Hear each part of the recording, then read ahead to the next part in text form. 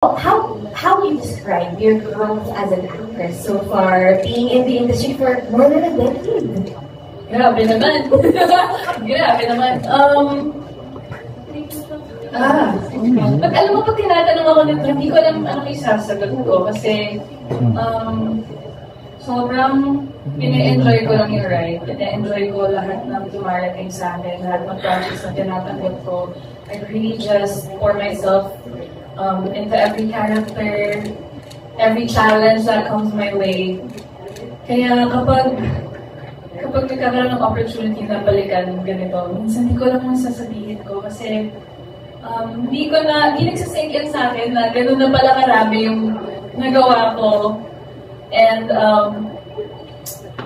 siguro mas natutuwa ko pag nakakabasa ako na I've impacted people's lives sa mga nagawa ko. Kung may napapasaya ako or na-inspire sa mga nagawa ko, mas doon ako na-touch. Doon nagsisink In sa akin, yeah. Kasi enjoy ko lang talaga. I'm always just grateful for everything that comes my way. I give my 100% palagi.